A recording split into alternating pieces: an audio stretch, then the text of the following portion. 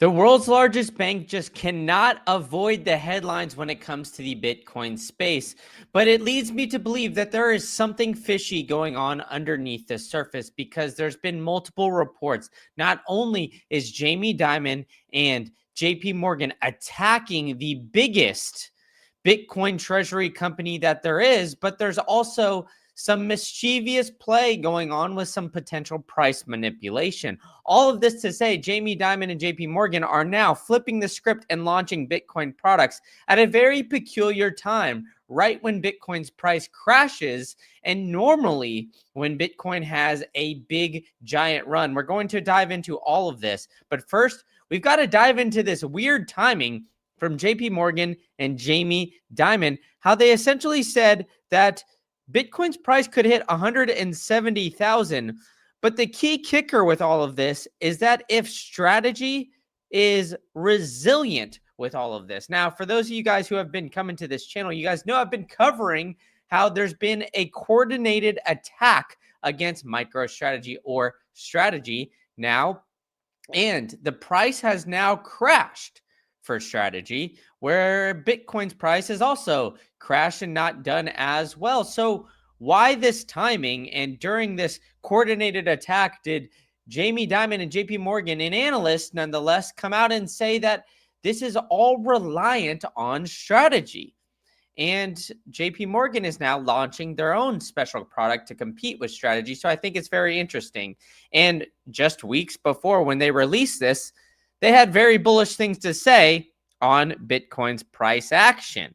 So with this, a JP analyst says the near-term direction of Bitcoin depends less on miner behavior and more on strategy. Look, I've been saying for a while that now mining is going to hold a very little role in the amount of the Bitcoin price simply because there's just a low percentage to be mined. But all of this behavior is very interesting when it is coming out, and there's a lot of heat on Jamie Dimon and JP Morgan. In fact, he's frozen bank accounts, and not only that, he's done it of a major Bitcoin CEO in Jack Mallers, and we're going to get into that. But it seems from this clip that Jamie Dimon and JP Morgan are feeling the heat a bit. Now, let's tune in. People have to grow up here, okay, and stop making up things and stuff like that. So, and I can't talk about an individual account. We do not bank people, debank people for religious or political affiliations. We do debank them. They have religious and political affiliation. We debank people who are Democrats. We debank people who are Republicans. We've debanked different religious folks. Never was that for that reason. And that's number one. Number two. So now he's going in and saying, hey, you know what? We have been debanking people. And then he goes on to say he's blaming the administration, not only the Trump, but the Biden administration. He says it's all politics. They all come in and try to control the private market, which I think is very interesting. And the Fox reporter actually cited how the Biden administration was then going to telecom companies and forcing them to now report the bank or the phone records of various individuals during that time. But that's beside the point because Jamie Dimon has been doing some sketchy things, and there's been a lot of headlines of JP Morgan here, especially recently. It all started when people started to uncover and dig into JP Morgan as they threw Jack Mallers out of the bank. And the interesting part was his dad was a private client for 30 plus years. So, of course, Jack Mallers has been a heavy Bitcoiner, to say this the very least. But with all of this, he's been in the banking community for quite some time. Okay, JP Morgan Chase might not be working with Strike, but his dad has been a client, a private client, giving them probably potentially a bunch of money here for quite some time. And then there's these debanking allegations. And now JP Morgan's starting to go into the Bitcoin space. So they want to essentially cut the head off the snake's neck, right? They want to essentially attack this and say, hey, we are going to go after the largest Bitcoin treasury company, and we're going to go after Bitcoin. But we know we cannot stop Bitcoin. So we're going to keep on attacking these guys. And now all of a sudden, since they've been attacking Bitcoin and MicroStrategy, Jamie Dimon is coming out and saying some interesting things that he's saying. He called Bitcoin a fraud, but now he thinks this quote unquote crypto winter is going to be short lived. I mean, are you kidding me? Can we call a fraud when we see one? I mean, guys, he has been looking at and been the biggest Bitcoin bear that there is.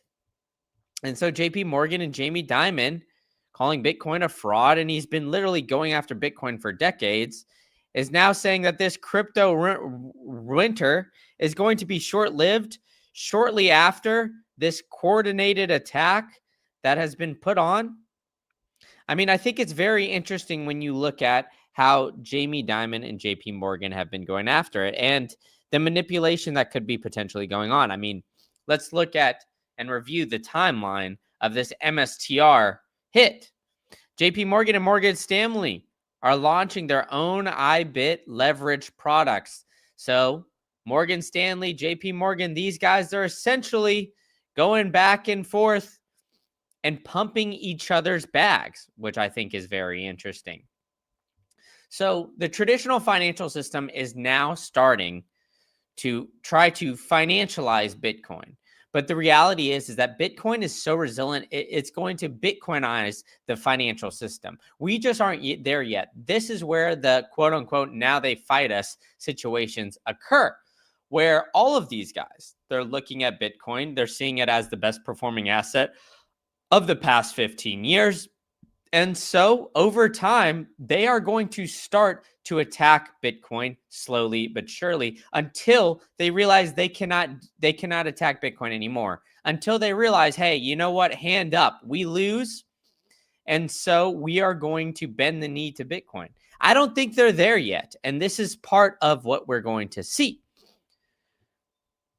The MSCI threatened to displace the competitors, MSTR and Metaplanet, and the banks file products to capture this displaced capital into IBET. Because, of course, we saw Jim Chanos say long Bitcoin, short MSTR. Then JP Morgan implements a firm-wide margin hike from 50 to 95%. And for those of you guys who have been around the channel for a while, make sure you hit that subscribe button. But you know that I've been showing this for a while because I thought, this is interesting. The amount of JP Morgan shares of MSTR drastically rose. And I'm talking drastically. I mean, look at this thing. And then all of a sudden, a 25% sell-off. It makes you wonder, okay, MSTR did poorly, sure. But when you see this rapid buying like we have, why this rapid sell-off?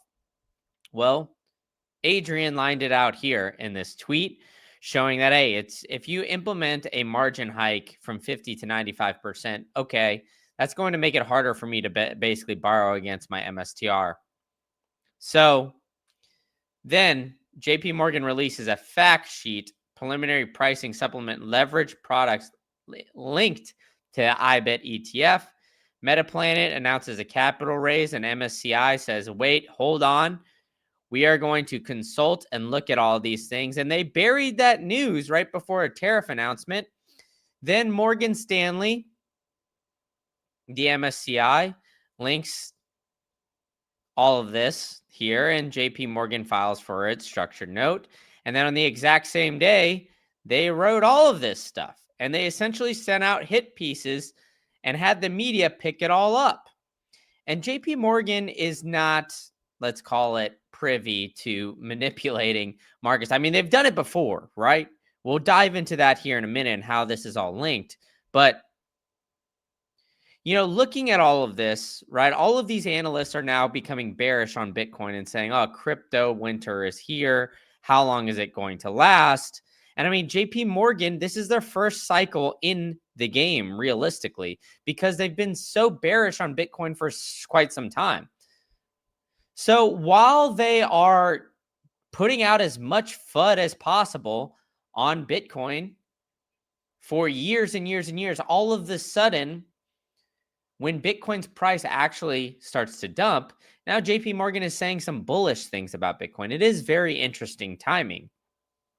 And all of these analysts who have been in Bitcoin for quite some time are all saying, hey, the bull run is over. This is Bitcoin crypto winter. But Wall Street financializing different products has caused markets to crash, and it's a tale old as time. The bond markets have caused massive amounts of volatility. Anytime a asset has become financialized, this is when we see that asset cause recessions. The most notable has been the 2008 financial crisis, when Wall Street started to come in and financialize the housing system, turn mortgages into simply monopoly money. Well, this is where we see the massive crashes. You see massive amounts of inflation. Now, I'm not saying Bitcoin and the quote unquote crypto industry is there yet. I'm not saying that, because I truly believe, because Bitcoin is a true fixed supply asset and decentralized, that Wall Street's going to have a very difficult time doing that. And they realize that. This is why you're seeing them attack these financial companies that are putting Bitcoin on the balance sheet, like Michael Saylor and MSTR. So because these guys are doing this, right? Because Jamie Dimon and all of these guys are essentially poking the bear. They're poking Michael Saylor, saying, hey. And then we saw Michael Saylor, all right, they had to slow down the Bitcoin buying. They had to say, okay, if Bitcoin doesn't perform as well as we think, we need to have some cash on the balance sheet. And so all of this manipulation has caused MicroStrategy to just tone it back a little bit. But then JP Morgan cites Strategy's potential resilience as being vital. It really doesn't add up here unless some manipulation is going on behind the scenes, which is what I'll get into here later on. So make sure you guys are hitting that like button and let me know in the chat what you guys think. Is Jamie Dimon potentially manipulating all of this? Meanwhile, you guys do not want to sell the best asset on the planet, because you see these financial games that these guys are playing, right? So you got to go to saltlending.com/green-candle or the link down below in the show notes. They've got some of the best rates in the industry, starting at 9.9%. They've got term durations of 1, 3, or 5 years. They're extending that runway out for you guys.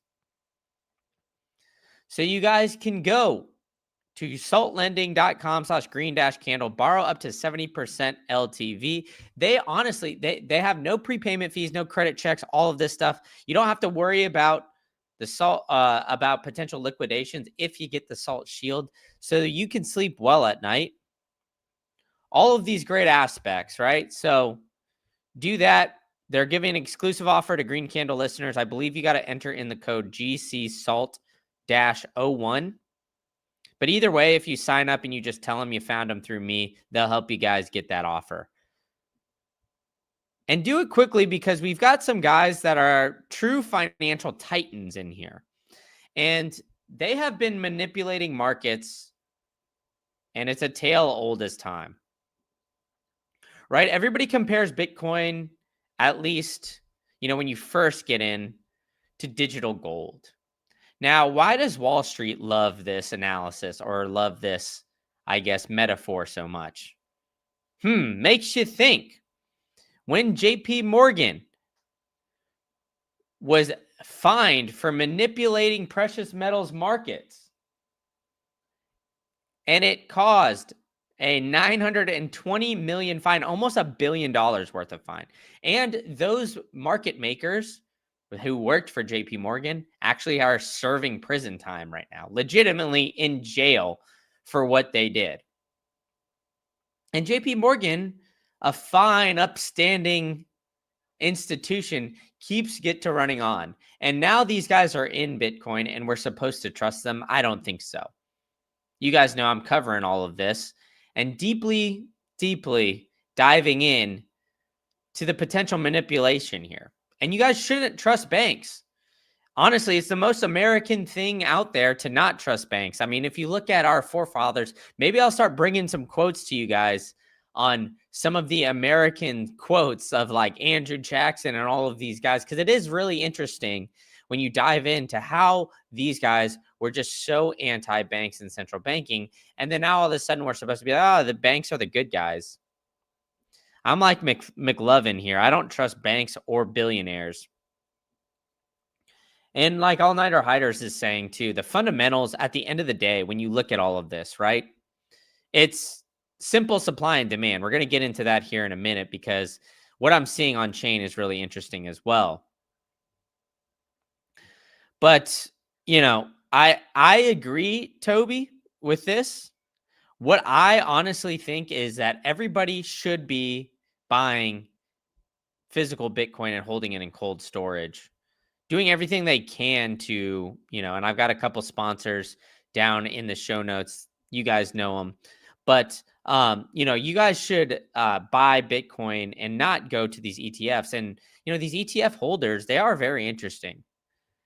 Because you think these ETF holders, they would be long-term holders, the guys that are holding it in retirement accounts, all of that. But we did just see with this recent dump, the IBIT ETF see the largest outflows of its entire launch. So, JP Morgan, like I'm lining out, Larry Fink, they launched these IBIT derivative, type of products. It's everything on top of this BlackRock IBIT ETF. Morgan Stanley, JP Morgan, they're launching it. They announce all of this. Bitcoin's price dumps. MSTR is dumping. They're essentially launching competing products against this. And then all of a sudden, all these IBIT ETF holders, they drop a bunch. And BlackRock is scooping up Bitcoin in the interim. Is BlackRock potentially telling all their clients, dump their ETF? Dump the Bitcoin ETF and BlackRock secretly behind the scenes buying it? We're not going to find out for a few more months.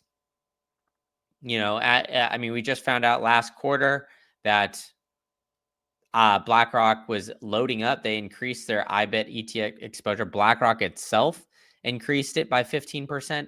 So when you keep looking at all of these guys, right? It's like, watch what they do, not what they say. Jamie Dimon, I've been saying this for a while. Jamie Dimon was calling Bitcoin a pet rock for years. Then all of a sudden they launch, these Bitcoin products, but it wasn't out of the blue. They allowed you to borrow against your Bitcoin, but against the IBIT ETF. And when you continue to dive into what these guys continually say, then they go overseas and they see the Saudis and they're like, oh, don't worry, I was wrong. But, because I have so much money behind me, I have to, be cautious with what I say. But when you look up Jamie Dimon and what they were saying before, right, it's literally described, and this isn't me, this is AI describing his firm stance and offerings, because he's been a skeptic of Bitcoin. And, because he's in charge of a lot of money, everybody's like, oh, it's at the end of the day, he's got to be watching out for it. But when you look at the fundamentals, right? Like I've been saying this entire time, Bitcoin's price is at $91 or $91,000. I wish it was still at 91. My goodness. But when you look at the Bitcoin wallets with 0.1 Bitcoin or more, it went down during this recent dump. Now, if we zoom in here and maybe, check in, we have seen since the lows, there has been more of a buy here from the little guys coming back when we get into this lull. But this is what worries me when we see buying behavior, right? When we, this is just simple. This is not diving in and doing the whole TA type of stuff. Like I don't truly believe in this. What I do believe or truly believe in that type of analysis. But what I do believe is that when you look at human behavior, right, you would think that everybody's buying at the bottom and running all the way up, right? But the reality is that when we dip, the big dogs are the ones that come in. And those are the institutions. We've seen a lot of buys. But with that, we're also seeing Saylor potentially say that he's going to bring back some more orange dots.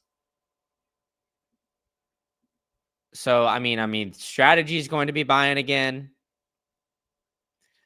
we're potentially seeing every institution in the world bring in Bitcoin. But when you look at the amount of debt and compare that to the scarcity of Bitcoin, I mean, we're just getting started here. And if you look at the number of Bitcoin on exchanges, right? You guys know I love showing this chart. So make sure you guys are hitting that subscribe button for me because I'm always watching these things for you guys. But during this recent run up or run down, let's call it, we actually saw a dip to under 2.1 million Bitcoin on exchanges. And this is the first time we've seen it under 2.1 million on exchanges since I've been tracking this with you guys. So people keep taking Bitcoin off exchanges, yet the number of wallets with 0.1 Bitcoin decreased. So who's taking that Bitcoin off exchange? It has to be some sort of big players. Because Bitcoin in cold storage is going to get around, right? Institutions would not be buying it.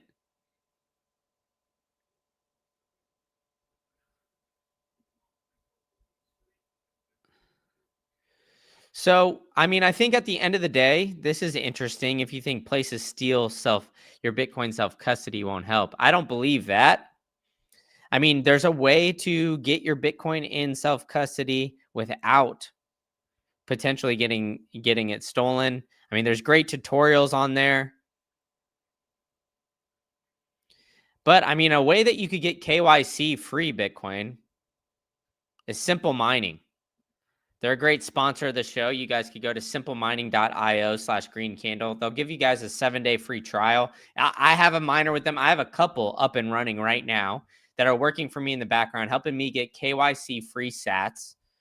They're doing this great thing to help the network, keeping it secured. You get a 7-day free trial and you get a year free of repairs if you go to simpleminer.io/greencandle. Set up a call with them today because Jamie Dimon, JP Morgan, all these guys, right? They're coming after your Bitcoin. But if you're able to get KYC free Bitcoin, you don't have to worry about, having this Bitcoin miner run super loud, super hot in your home. Although you could heat your home with it, who knows? I mean, there's plenty of things out there for that. I'm in Texas and in Florida, and I try to stay in warm places, so I don't necessarily need a heater that often.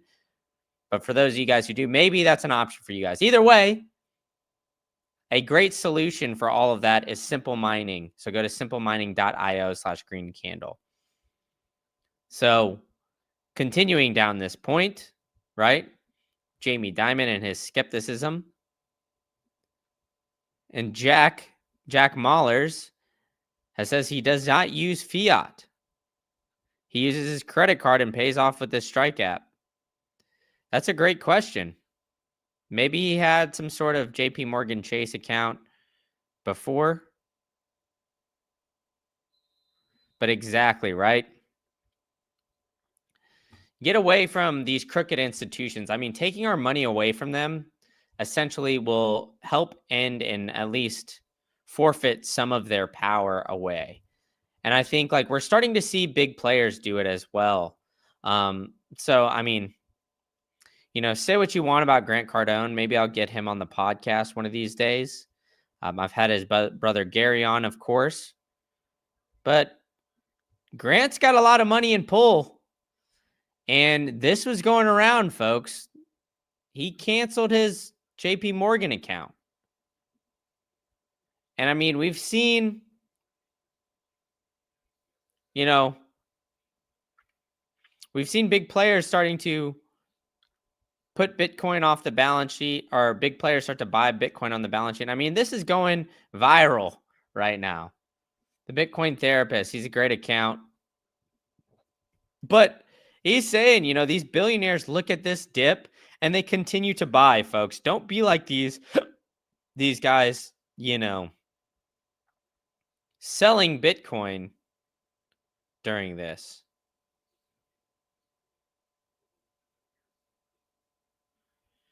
And, we have a lot of distrust with all of this, the current system. And Sailor's also saying bullish things. I think we've lost the AV on this one. But Sailor continuing to say the most bullish things ever, right? It's going to be a modern day digital gold rush. I think that's going to continue, man. I really, truly believe that we're going to start to see some of these big players. And I mean, they're going to figure it out here soon enough. And once everybody figures it out, I mean, I'm doing plenty of videos on the overall distribution of the Bitcoin wallets. And to me, honestly, it is shocking when you think about how many people have less than 1 million sats. There's 14 million people who have 1 million sats or more. 14 million, that's it. There's 62 million millionaires. That's $900, $910 worth of Bitcoin compared to $1 million. And you guys don't really realize that this fixed supply of Bitcoin, I mean, to take over some of these gigantic markets, I mean, we're going to see Bitcoin start to swallow up these massive $300 trillion bond market. It's ripe for disruption. $145 trillion fixed income market. It's ripe for disruption. Real estate market even. I mean, there's no reason your house should be strictly financialized. So Bitcoin, if you look at the fair value, whatever you want to call it, all of these different aspects, I mean, the dips that we're going to start to see,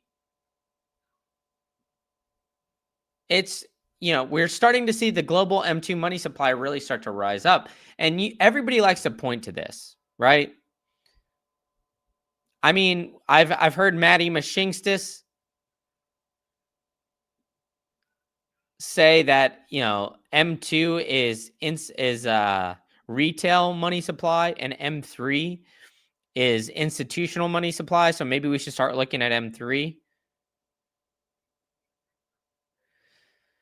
But I really do believe that we're starting to see, this transition over into the financialization of Bitcoin, or at least the attempt to try to get there. Bitcoin is going to win, and we're going to start to see the Bitcoinization of finance. So make sure you guys are subscribed. Hit those bell notifications. Thank you guys all for joining me. Hit the like button. Let me know in the comments if you guys are joining after the fact what you think of all this. And I'll talk to you guys all at the next one.